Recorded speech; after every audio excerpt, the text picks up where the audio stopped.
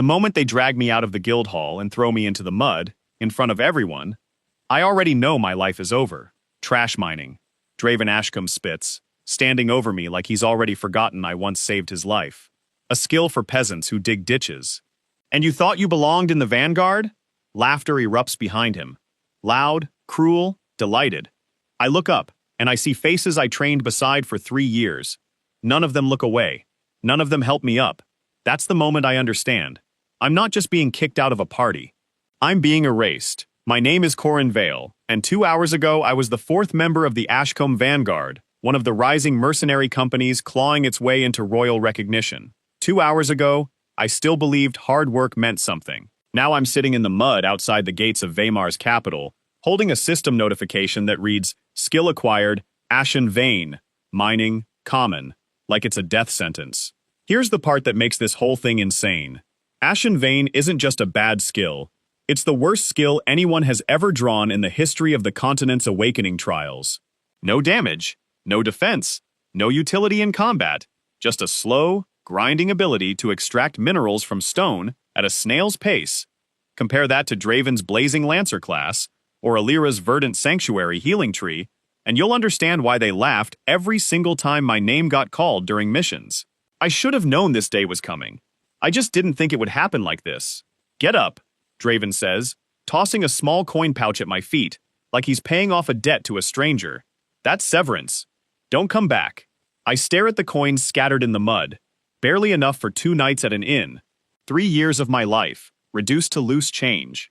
Draven, Alira's voice, hesitant, guilty. She's the only one who even looks uncomfortable. This isn't... It's fine, I say, because pride is the only thing I have left, and I refuse to let it crack in front of them. I'll figure it out. I get up. I walk away. And that's when the first twist hits. Quiet and almost cruel, in how small it seems at first. As I walk past the outer wall toward the abandoned quarry district, my status window flickers. Not the usual soft chime of a skill check, something sharper, colder. Like the system itself just noticed me for the first time. New condition detected. Total isolation from prior bindings. Ashen Vein. Evaluating suppression status. Suppression removed. I stop walking. My heart drops, then climbs right back up into my throat. What? I whisper. Is that supposed to mean? I don't get an answer. Not yet. The system doesn't explain itself to people like me. It never has. But that single word, suppression, sticks in my skull like a splinter, because it implies something I never considered. It implies that my worthless mining skill was never actually weak. It implies someone, or something, was holding it down the entire time. Here's the part I didn't know back then. The part I only pieced together later. Every awakened skill in this kingdom passes through what the temples call a calibration filter, meant to prevent any single person from becoming too dangerous too fast. Most skills only lose 10, maybe 20% of their potential. Ashen Vein, according to what I'd eventually discover, had 94% of its true output locked away since the day I was born. 94%. I didn't know that yet, standing in the mud with a coin pouch and a bruised jaw. All I knew was that something inside me had just been unlocked, and I had absolutely no idea what it meant. I walk for hours, past the outskirts, past the farmlands, into the dead zone everyone in Vaymar avoids, the Ashrak Quarry, an old mining district abandoned 2 generations ago after the veins reportedly ran dry. Nobody comes out here except smugglers and the occasional desperate treasure hunter. It's cold, it's isolated. It's exactly the kind of place a person goes when they have nowhere else to be.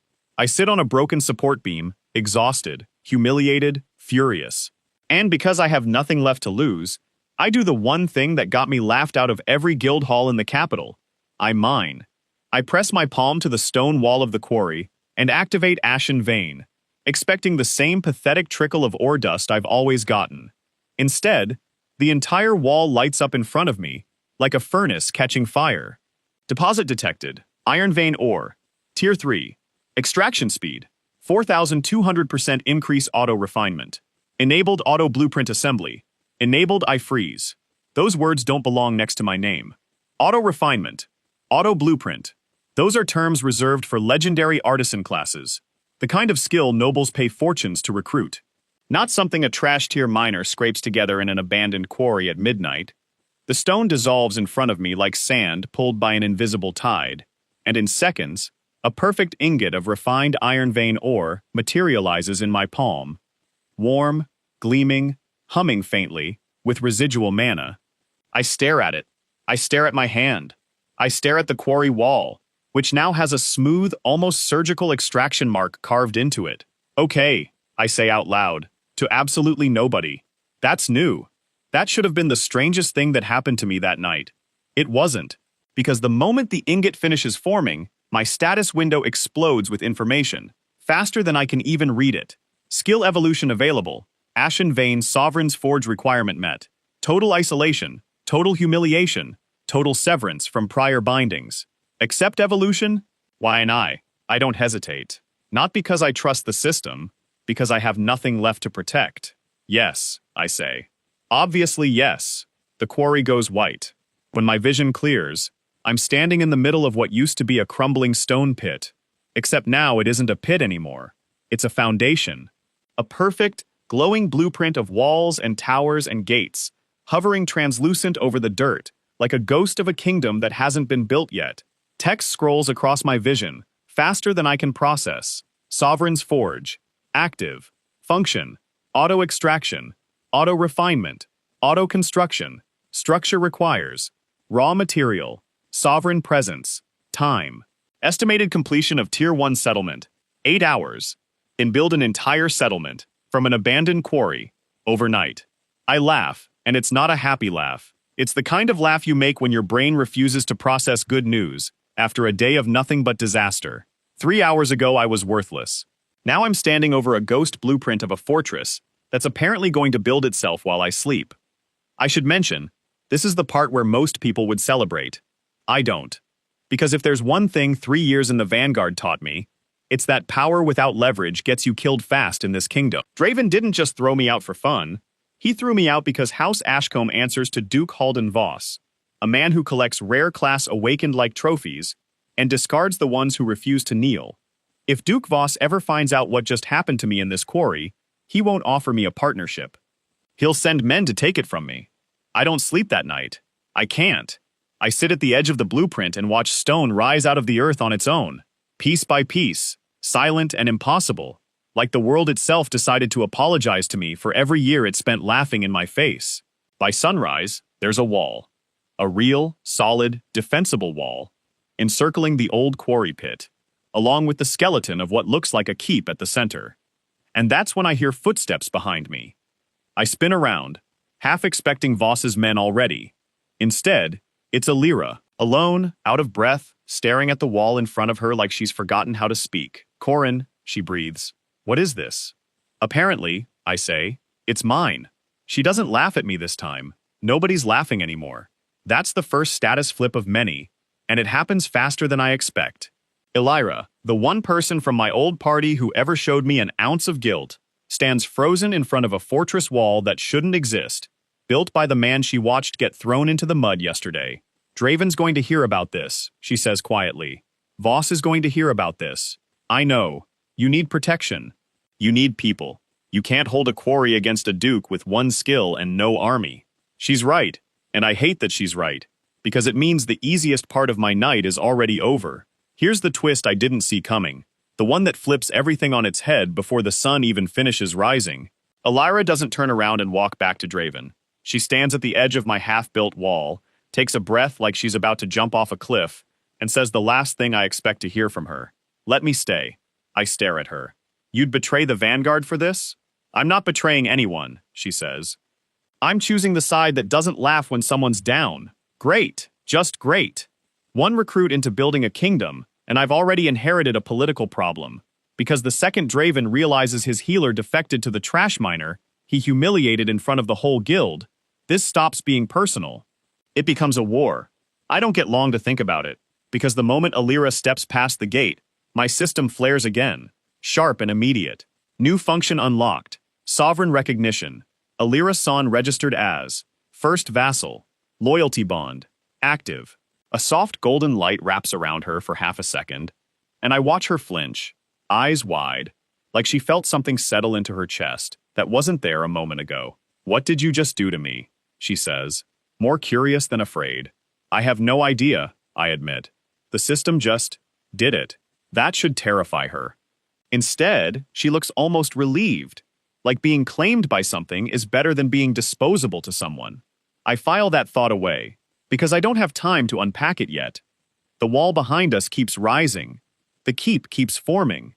And somewhere across the capital, Draven Ashcombe is about to wake up and realize his healer never made it home. By midday, word spreads through the lower districts that something's happening at Ashrak Quarry. Miners, laborers, refugees from the border wars, people the kingdom's official guilds never bothered recruiting because their classes weren't glamorous enough. They come to see the rumor for themselves, expecting nothing. What they find is a rising fortress wall, warm bread, already baking, in an auto-constructed granary tower, clean water flowing from an engineered well nobody dug by hand. I watch their faces shift from disbelief to desperate hope, and that's when I understand something important.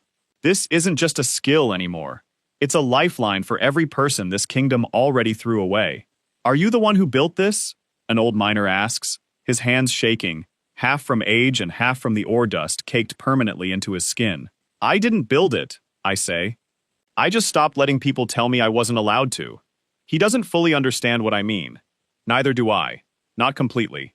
But he kneels anyway, right there in the dirt, and asks if there's room for one more useless miner inside my walls. There is. There's room for a lot more than that, apparently, because my system keeps updating with population thresholds and resource quotas, like it's been waiting years for someone to finally give it people to protect.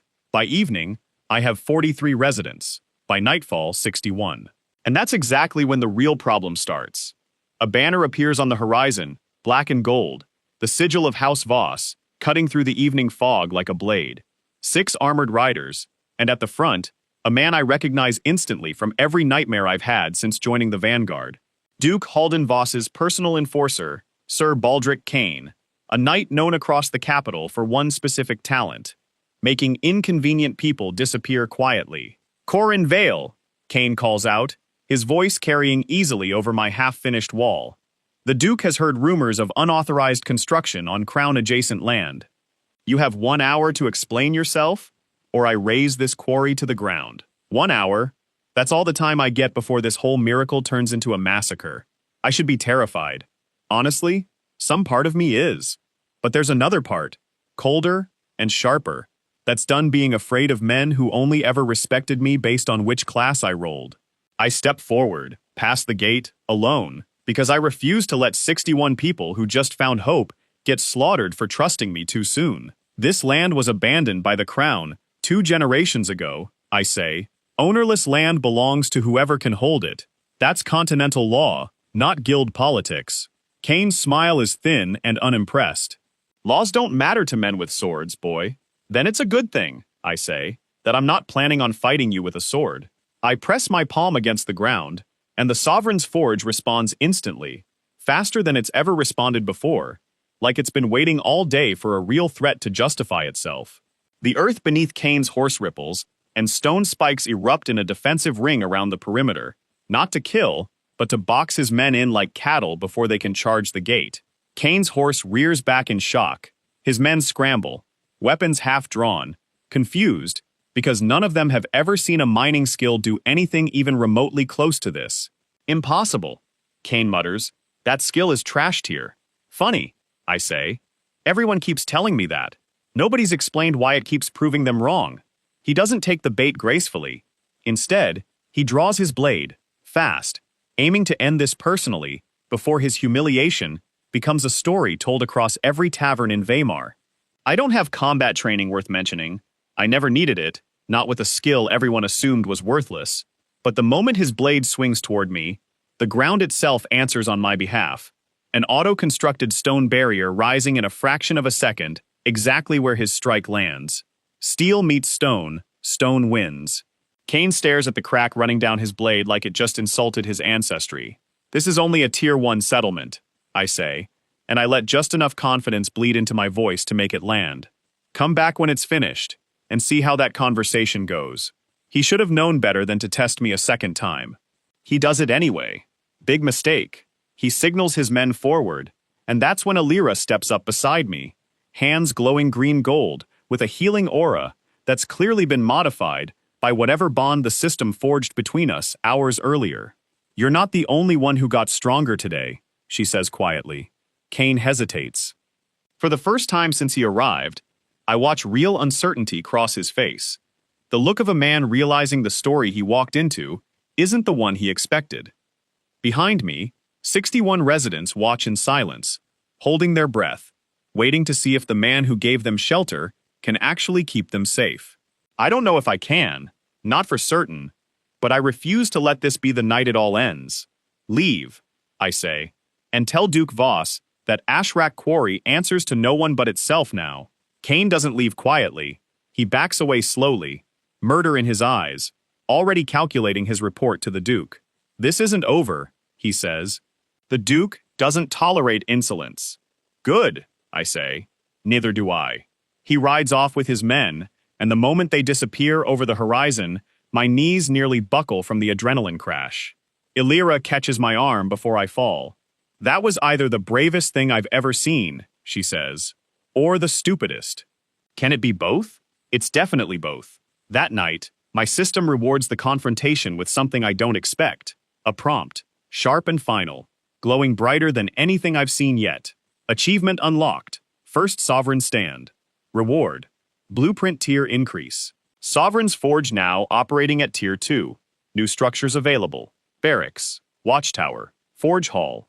I stare at the notification, and for the first time since Draven threw me into the mud, I actually smile, because I finally understand what this skill really is. It's not just construction. It's not just mining. Every act of defiance, every moment I refuse to bow to people who think I'm beneath them, makes it stronger. I should have known that meant the next challenge would be worse than the last. It always is.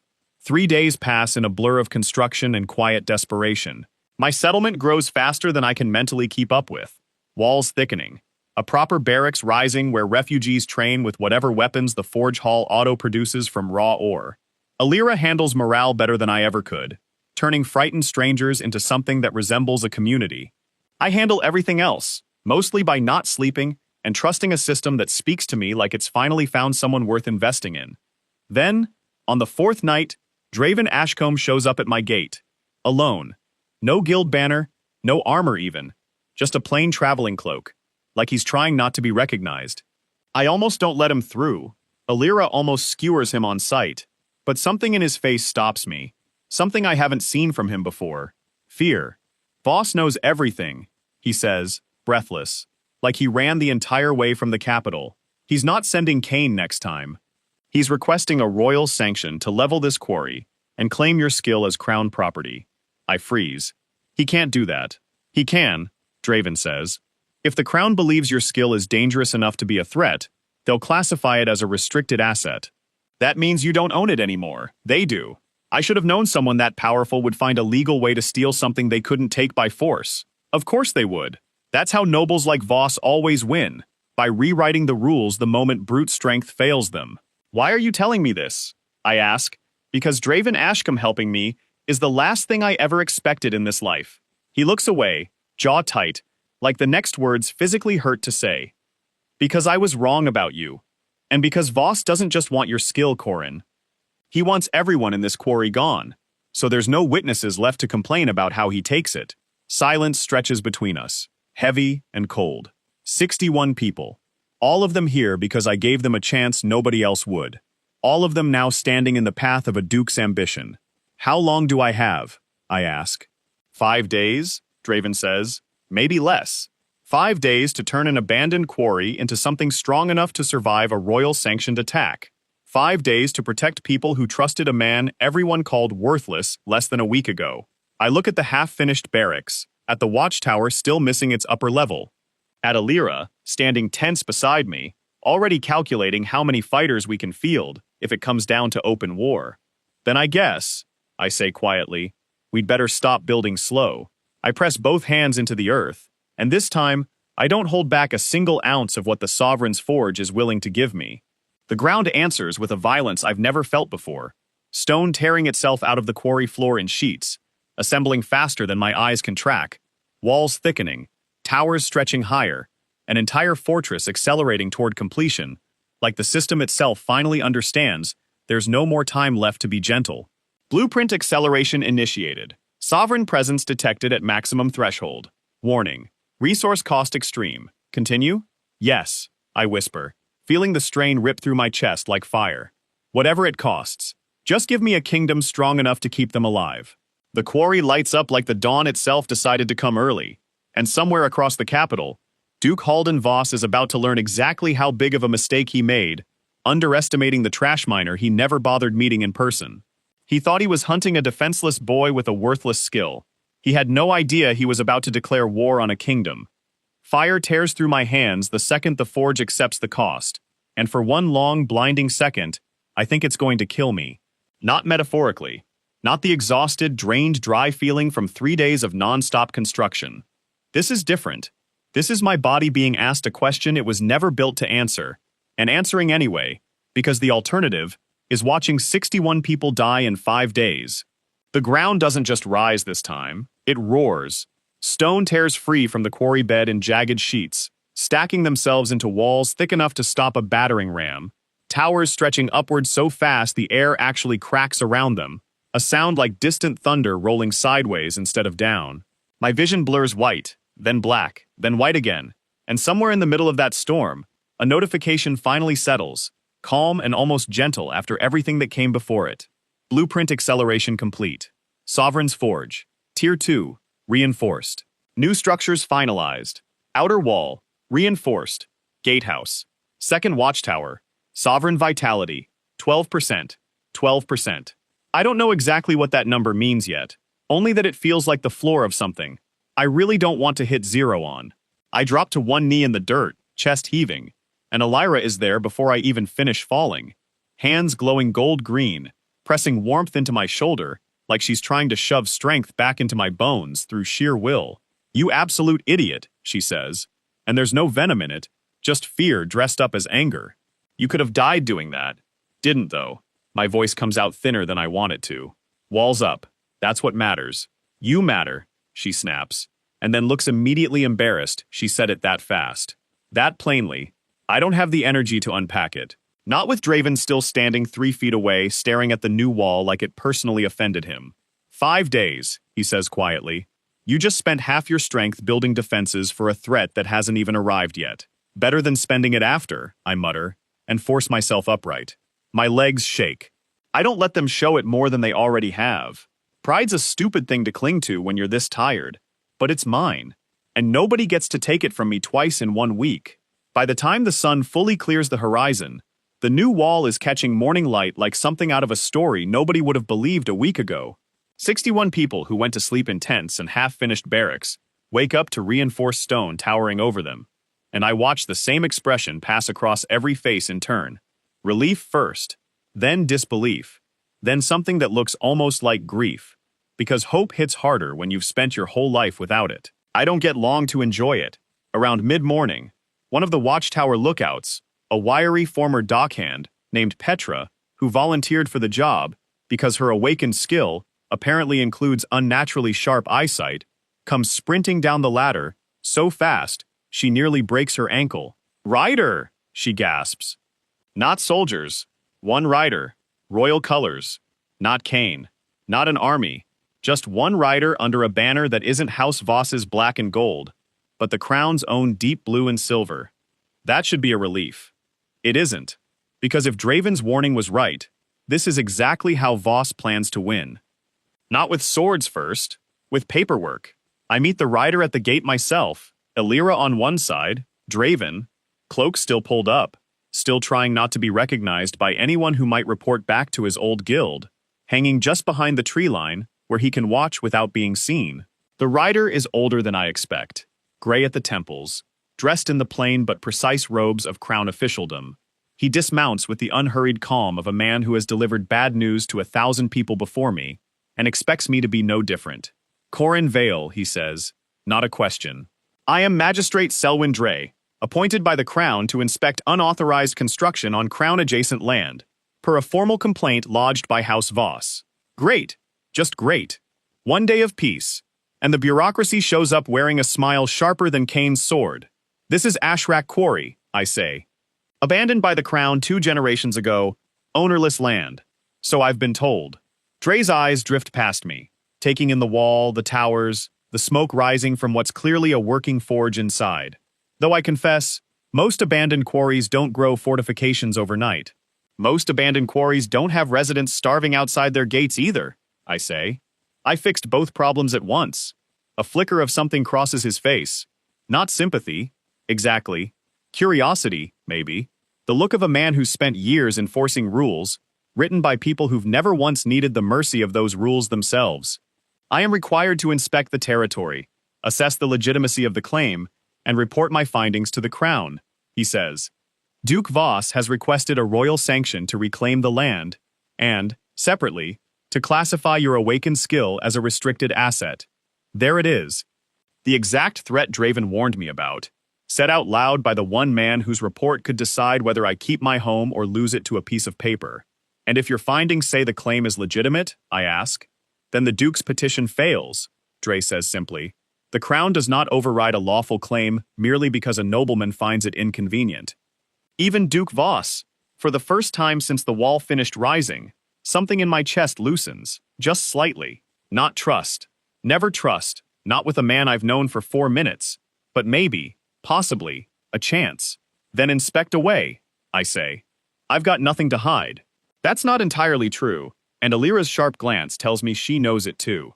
I've got a system that grants sovereign bonds to people just by them walking through my gate, an ability that shouldn't exist according to every rule the kingdom's temples ever wrote, and a healer who defected from a rising mercenary company less than a week ago. But none of that is illegal. Not yet. Not unless someone with the right motive decides to make it illegal. Dre walks the grounds for the better part of an hour, and I trail beside him, answering every question as honestly as I can afford to. He examines the granary tower with real interest, runs his hand along the reinforced outer wall like he's testing the mortar with more than his fingers, and pauses far too long at the edge of the barracks, watching refugees drill with weapons that didn't exist 3 days ago. Where does the ore come from? He asks. For all this construction, iron vein doesn't simply appear. I mine it, I say. That's my skill. Your skill was registered as common tier at the Awakening trials, Dre says, and there's a pointed edge under the words now. Common tier miners do not build fortresses in a week. I could lie, I could dodge. Instead, I decide the truth is the only weapon I actually have that Voss can't twist against me later. It was suppressed, I say. My whole life.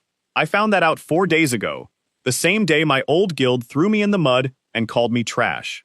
Whatever the temples calibrated my skill down to, it wasn't the real number.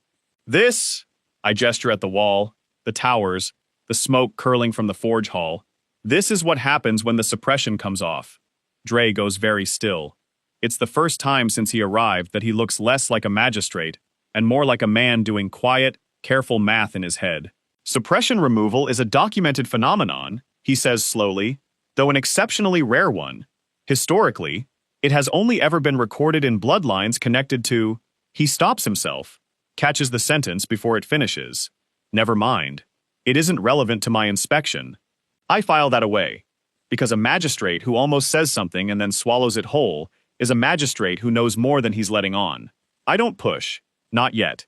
I have exactly one ally inside the crown's bureaucracy right now, and I'm not going to waste that by scaring him off before he finishes his report. There is one more matter, Dre says as we walk back toward the gate. Frontier law, obscure but still technically active, grants defensible micro-territories a narrow legal status if certain conditions are met. Population threshold, sustained self-sufficiency, continuous defensible occupation without royal subsidy. Meaning what exactly? Meaning, Dre says, allowing himself something close to a thin, tired smile, that if your settlement meets those 3 conditions, by the time I file my report, it becomes significantly harder for even a duke to seize it through legal means. Not impossible, but harder. 61 residents, a working granary, a forge that hasn't taken a single coin from the crown since the day it started. I don't know if that's enough to clear whatever threshold ancient frontier law demands, but for the first time since Cain rode up to my gate with murder in his voice, I actually feel like I might be fighting on ground that isn't entirely stacked against me. I'll have my full assessment ready within the week, Dre says, mounting his horse. Until then, Vale, I'd advise against giving the Duke any additional reasons to escalate. Wasn't planning on starting anything, I say. Just planning on finishing what I've already started.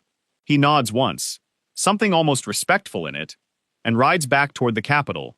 I watch him go until the dust settles, and that's when Draven finally steps out from the tree line, arms crossed, jaw tight. That went better than I expected, he says. Don't jinx it. I'm serious, Corin. He steps closer, lowering his voice even though there's nobody else close enough to hear. Dre's known for being fair, genuinely fair, which is rare enough in the capital that it might as well be a superpower. If his report favors you, Voss loses his cleanest path to taking this place, so he tries a dirtier one. Exactly. Draven exhales, and something in his posture shifts, like he's finally decided to stop circling the real reason he came back tonight. There's something you need to know about the Vanguard, about why Voss has so much leverage over House Ashcombe in the first place. Illyra goes very still beside me. I can practically feel the tension rolling off her. Say it, I tell him. House Ashcombe isn't just aligned with Voss, Draven says. We're in debt to him. Deep debt. My father borrowed heavily to fund the Vanguard's expansion 2 years ago, and Voss structured the loan so that if we ever default, he inherits controlling interest in the guild itself. Every mission we've taken since then, every contract, every recruitment decision, he shakes his head, disgusted. It's all been in service of paying down a debt that keeps Voss's hand permanently around our throat. That's why you threw me out, I say slowly. Pieces clicking together, I never wanted to examine this closely. It wasn't really about my skill being useless. Voss flagged your awakening results months ago, Draven admits, and the shame in his voice is real, ugly, raw. Set a suppression signature that deep was either a mistake worth correcting or a threat worth eliminating before it became inconvenient. My father told me to force you out before anyone official started asking questions about why a common tier skill triggered a ducal inquiry. I stare at him. 3 years of training beside this man. 3 years of watching him laugh along with everyone else at every mission I got left out of. And it turns out none of it was really about me at all. It was about a debt his father signed away his own son's integrity to service. You could have told me, I say, and I hate how much that sentence still hurts to say out loud. I know. Draven doesn't look away, which is more than I expected from him. I was a coward. I chose my father's debt over doing the right thing, and I told myself it didn't matter because you'd land on your feet somehow. I didn't think, he gestures helplessly at the wall behind me, I didn't think it would end up looking like this. Neither did I admit. Silence stretches between us, heavy but different now, less hostile than before. Illyra watches the two of us like she's waiting to see whether this ends in reconciliation or a second fight. I'm done serving House Ashcombe, Draven says finally. Fully. Not just sneaking out at night to warn you. I'm done. Voss owns my father's guild, and I refuse to keep bleeding for a debt I never agreed to, and a duke who'd feed all of us to the wolves the second it's convenient. That's treason against your own house, Illyra says quietly. You understand that. I understand that watching Corin bleed himself dry to protect 61 strangers taught me more about honor in 4 days than 3 years under my father's banner ever did, Draven says. If that's treason, I'll wear it. New function available, sovereign recognition, conditional bond. Draven Ashcombe detected. Total severance from prior house. Confirmed. Register as vassal, YNI stare at the notification, and for half a second I actually laugh. Because of course the system is timing this exactly when it's most emotionally inconvenient. What? Draven says, watching my face. What's it saying now? It's asking if I want to make this official, I say. He doesn't hesitate the way I half expect him to. Then make it official. I press yes. And the same golden light that wrapped around Illyra 4 days ago wraps around Draven now, sinking into his chest, like something settling into place after years of sitting wrong. He flinches, eyes wide, one hand pressed flat against his sternum. He exhales shakily. That's strange. Not bad, just strange. Welcome to the club, Illyra says dryly. First vassal doesn't get a discount on weirdness, apparently. Second vassal registered, Draven Ashcombe. Sovereign bond network, expanding. Passive effect unlocked, vassal synergy, Illyra San. The moment the system finishes speaking, Illyra gasps, staggering half a step like the ground shifted beneath her. Golden light, softer this time, spreads outward from her in a slow pulse, washing over the nearest section of wall, the nearest sleeping refugee tents, the well drawing clean water for the first time that morning. What was that? She breathes. staring at her own glowing hands like they belong to someone else.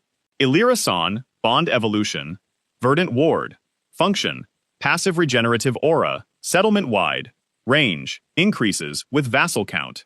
It's not just healing anymore, I say slowly, watching the golden pulse settle into the stone itself. Subtle, constant, alive. It's protecting everyone, all the time, just by you being here. Illyra looks at her hands, then at the sleeping settlement around us, then back at me, something fierce and overwhelmed, fighting for space behind her eyes. Every vassal you take makes me stronger, she says. That's what this means, isn't it? Looks like it. Then take more, she says immediately, fiercely. I don't care how strange it feels. If it means fewer people die when Voss finally stops sending magistrates and starts sending soldiers, I'll take strange every single day. Draven watches the exchange with something unreadable on his face. Guilt and hope tangled together in equal measure. 2 vassals in one night, he mutters. Voss is going to lose his mind when Kane reports this. He's not wrong, and that thought should worry me more than it does. Except I'm too busy watching my settlement's first real defensive miracle settle into the walls around us. Quiet and golden, and absolutely undeniable. We don't get the luxury of savoring it for long. 2 days later, Magistrate Dre returns, exactly as promised, this time with a small retinue and a leather case full of documents. I meet him at the gate again, Illyra and Draven flanking me. 61 residents watching from a careful distance, half hopeful, half braced for disaster. The settlement meets the population threshold, Dre announces, reading directly from his notes without preamble. Sustained self-sufficiency confirmed through granary output, water access, and forge production. Continuous defensible occupation, verified through direct inspection. He pauses, glancing up, and something almost like satisfaction flickers across his tired face. Under Obscure Frontier Statute 41, subsection 3, Ashrak Quarry qualifies as a legally recognized micro-territory, pending final Crown ratification. Around me, I hear residents whispering, the word territory passing person to person, like a held breath finally released. It isn't full legitimacy. It isn't a title, a barony, a name that means anything in the capital's court records yet. But it's a legal foothold, thin as it is, and thin is infinitely better than nothing. This buys you time, Dre says quietly, stepping close enough that only I can hear him clearly. Not safety. Voss will not simply accept a magistrate's report standing between him and something he wants this badly, but it forces him to work harder for it, and men like Voss are rarely patient enough to work hard for anything. Thank you, I say, and I mean it more than the words probably convey. Don't thank me yet, Dre says. Ratification still requires final Crown approval, and approval processes in this kingdom are rarely as clean as the law suggests they should be. He mounts his horse, retinue falling in behind him, and rides back toward the Capitol Road exactly the way he did before. I watch him disappear over the same ridge, and for one brief, foolish moment, I actually let myself believe the worst might genuinely be behind us. I don't know yet that Dre's retinue includes a man who isn't actually loyal to the magistrate at all. His name is Corin Vess, a junior clerk assigned to the inspection party 3 days ago under orders nobody bothered questioning, because junior clerks are invisible by design. He's been quietly documenting everything Dre refuses to weaponize against me, and the moment the retinue clears the ridge and drops out of sight from my walls, he peels off from the group under the excuse of a forgotten satchel and rides hard toward House Voss's private estate instead. By nightfall, while I'm standing on my new wall watching Illyra's golden aura pulse gently across sleeping tents and Draven drilling exhausted refugees by torchlight, Corin Vess kneels in Duke Halden Voss's study, delivering a report that bears almost no resemblance to the truth. The settlement's defenses are minimal, Vess reports, voice steady, practiced, exactly the kind of lie a man tells when his own family's debts depend on Voss's favor. Population count inflated for the inspection. The healer's ability shows no meaningful battlefield application. Vale himself appeared physically weakened, likely from resource strain. Magistrate Dre's report will recommend provisional recognition, but the territory remains structurally vulnerable to a decisive strike within the week. Voss listens without expression, fingers steepled beneath his chin, the firelight carving hard shadows across a face that hasn't shown genuine surprise in decades. Provisional recognition, he repeats softly. How inconvenient. The Frontier Statute grants limited protection, my lord. Nothing that survives a properly documented military response before ratification completes. A slow, satisfied smile spreads across Voss's face, the kind of smile that has ended careers, guilds, and lives with equal indifference. Then we simply need to finish this, he says, before the ink on that ratification ever dries. He rises, moving to the window overlooking the sprawling Capitol lights beyond his estate, and speaks the next words like a man settling an old, tedious debt. Send word to Sir Kane, full mobilization. Whatever legal foothold that boy thinks he's earned himself, it ends the moment my soldiers reach his gate. Somewhere behind him, Corin bows and slips quietly out of the study, already calculating how much this false report just earned him in Voss's favor. None of us at Ashrak Quarry know it yet. We're too busy celebrating a magistrate's fragile promise of legitimacy, too relieved by 2 new allies and 1 impossible golden aura settling across our walls, to notice the invisible clerk who just handed Duke Voss the exact lie he needed to justify an army marching on people who thought they finally had a little more time. 5 days, Draven warned me. We don't have 5 days anymore.